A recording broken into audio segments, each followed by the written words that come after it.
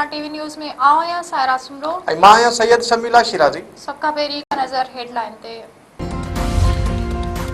Istanbul में पाकिस्तान और अफगानिस्तान विच में गालिन की आखिरी कोशिश जारी। अफगान वफ़द के मौक़िफ़ में बार बार तब्दीली नतीजा दींदड़ गालिन में रुकावट बढ़ल। सिक्योरिटी ज़रन मुताबिक पाकिस्तान और अफगान तालिबान वफ़द विच में 3 ॾींहं 18 कलाकनि ताईं गालियूं जारी रहियूं। गालियूं हाणे आख़िरी दौर तरफ़ वधी रहियूं आहिनि। अफगान तालिबान वफ़द पाकिस्तान के दहशतगर्दी ख़िलाफ़ कार्रवाई वारे मुतालबे ते इतफ़ाक़ कयो ऐं मेज़बाननि जी मौजूदगी में मरकज़ी मसइले खे तस्लीम भी कयो। ज़रन जो इहो भी चवणु आहे त हर भेरे काबुल खां मिलंदड़ हिदायतनि सबब अफगान तालिबान वफ़द जो मौक़िफ़ तब्दील थींदो रहियो आहे। काबुल मां मिलंदड़ गैर मंतकी ऐं नाजाइज़ मशवराई नतीजा न ॾींदड़ ॻाल्हियुनि जा ज़िम्मेवार आहिनि। वज़ीर आज़म शहबाज शरीफ जी रियाज़ में सऊदी वली अहद मोहम्मद बिन सलमान सां मुलाक़ात। फील्ड मार्शल सैयद आसिम मुनीर ऐं सीनियर काबीना मेंबर भी मुलाक़ात में शरीक।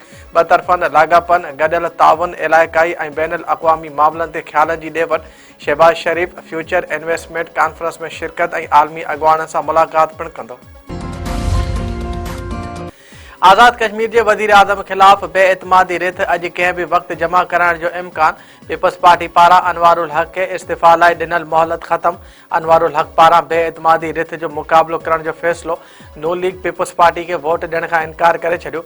मुस्लिम लीग नून के इजलास की अंदरूनी कहानी साम्हूं अची वई। ज़रन मुताबिक मुस्लिम लीग नून आज़ाद कश्मीर में हुकूमत की तब्दीली में पीपल्स पार्टी जो साथ ॾींदी पर नई हुकूमत जो हिस्सो न हूंदी। वज़ीर आज़म आज़ाद कश्मीर खिलाफ़ बेएतमादी रिथ की कामयाबी लाइ 27 वोट घुरबल। पीपल्स पार्टी पारां 36 असेंबली मेंबरनि की हिमायत हासिल हुजण जी दावा। वफ़ाक़ी वज़ीर अमीर मकाम चयो आहे त वफ़ाक़ में पीपी ऐं पीटीआई जे गॾिजण जो को भी इम्कान नाहे। नवाज़ लीग ऐं पीपल्स पार्टी कश्मीर में हुकूमत की तब्दीली ते मुतफ़िक़ आहिनि। मीडिया सां ॻाल्हाईंदे अमीर मकाम वधीक चयो आहे त नवाज़ लीग ऐं पीपल्स पार्टी जो इतिहाद निज़ाम खे हलाइण लाइ हलंदो रहंदो। बानी पीटीआई जो सोहेल आफ़रीदी मथां एतमाद आहे त पोइ काबीना जी जोड़ जक में कहिड़ी ॾुखियाई आहे। वज़ीर आला केपीके सोहेल आफ़रीदी अॼु बानी पीटीआई सां मुलाक़ात लाइ अडियाला जेल वेंदो। तहरीक इंसाफ़ 6 अॻुवाणनि जी लिस्ट जेल इख़्तियारनि खे उमाणे छॾी।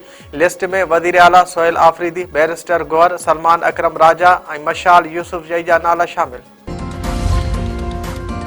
फील्ड मार्शल सैयद आसिम मुनीर जो मिस्र, उर्दन ऐं सऊदी अरब जो तारीख़ी दौरो। फील्ड मार्शल जे दौरनि अस्करी इतिहाद ऐं अमली ताउन जा नवां इम्कान पैदा करे छॾिया। मेज़बान मुल्क जे आला क़यादत पारां पाकिस्तान जे हथियारबंद फ़ौज जे पेशवाराना सलाहियत ऐं ख़िते में अमन ऐं इस्तेहकाम लाइ किरदार ते मुकमल एतमाद जो इज़हार।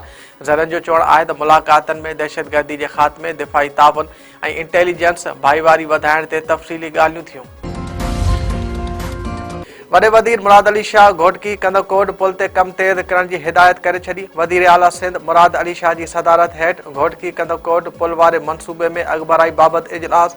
घरू वज़ीर ज़ियाउल हसन लंजार, अली हसन ज़रदारी, चीफ सेक्रेटरी सिंध ऐं ॿियनि जी शिरकत। वॾे वज़ीर खे ब्रीफिंग ॾींदे ॿुधायो वियो त घोटकी कंदकोट पुल ताईं पहुचण वारो रोड मुकमल थी चुको आहे।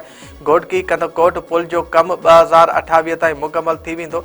वॾे वज़ीर पारां पुल जो कमु 2026 जे आख़िर ताईं मुकमल करण जी हिदायत। मुराद अली शाह चयो आहे त हिन पुल वारो हिकु नुमाया ऐं तारीख़ी मनसूबो हूंदो। घोटकी कंदकोट पुल सिंध, पंजाब ऐं बलोचिस्तान के हिक ॿिए सां ॻंढींदी। हिन मनसूबे सां टिनी सूबनि विच में राब्ता वधीक बहितर थींदा। सिंध हुकूमत पारां कराची खां पोइ हैदराबाद, सखर ऐं लाड़काने में औरतनि ऐं शागिर्दनि लाइ स्कूटी जी ट्रेनिंग शुरू करण जो ऐलान। सिंध जे वधीक 3 ज़िलनि में पीपुल्स बस सर्विस जे दायरे खे वधाइण जो भी फ़ैसिलो। सिंध जे सीनियर वज़ीर शर्जील इनाम मेंबर जी सदारत हेठि ट्रांसपोर्ट खाते जे अहम इजलास में येलो लाइन बीआरटी जे अहम हिस्से ताज हैदर पुल खे आम आवाम लाइ खोलण जो पिणु फ़ैसिलो कयो वियो। कराची में गुलशन मेमार खां टावर ताईं ईवी बसनि जो नओं रूट शुरू करण जो भी ऐलान। सीनियर वज़ीर शर्जील इनाम मेंबर चयो आहे त सिंध सरकार औरतनि खे बाइख्तियार बणाइण लाइ अमली कदम खणी रही आहे। हैदराबाद, लाड़काने ऐं सखर में मुलाज़मत पेशा औरतनि ऐं शागिर्दाणनि जे लाइ स्कूटीज़ हलाइण जी तरबियत शुरू कई पई वञे। हीअ सिख्या रुगो चुरपुर जो ज़रियो पर औरतनि जी ख़ुदमुख़्तियारी ऐं रोज़गार जा मौक़ा वधाइण ॾांहुं हिकु अहम क़दम आहे। सिख्या मुकमल कंदड़ औरतनि खे मुफ़्त ड्राइविंग लाइसेंस जारी कया वेंदा त जीअं खेनि कंहिं बि माली बार जो मुंहुं न ॾिसणो पवे। सजावल वेझो जत बिरादरी के धुरन में पुराने तकरार तां 2 ॼणा क़तल। बुढ़ो टालपुर भरसां हथियारबंदनि फायरिंग करे अब्दुल लतीफ़ जत ऐं मोहम्मद हाशिम जत के क़तल करे छॾियो। वारसनि मूजिब 2 ॼणा बदीन जेल में कैदियुनि जी मुलाक़ात ते वञी रहिया हुआ त ताड़ में बीठल हथियारबंदनि हमलो करे क़तल कयो। चक वेझो मिसराणी धुरनि में हलंदड़ पुराणो तकरार तेज़ बारड़ो मारिजी वियो। कचे जे केटी शाह बेलो में धुरनि जे हिक ॿिए मथां जदीद हथियारनि सां फायरिंग। अब्दुल समी मिसराणी धुर जो बारड़ो अनवर पुट ज़हीर मिसराणी मौके ते क़तल, नौजवान ज़ख़्मी। कुर्सी बिरादरी जे धुरनि में तकरार तां कुछ ॾींहं अॻु ज़ख़्मी थियल नौजवान राज़ी ख़ान कुर्सी सखर जी अस्पताल में फौत। धुरनि में छिकताण तेज़।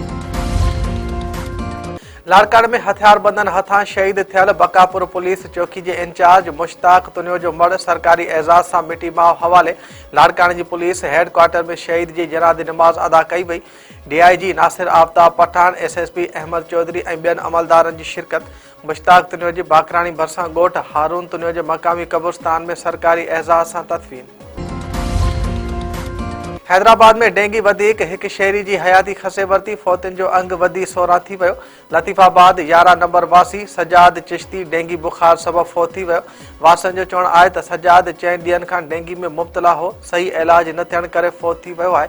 शहरनि पारां ज़िले इंतज़ामिया खां फौरी तौर ते मच्छरमार स्प्रे कराइण जी घुर।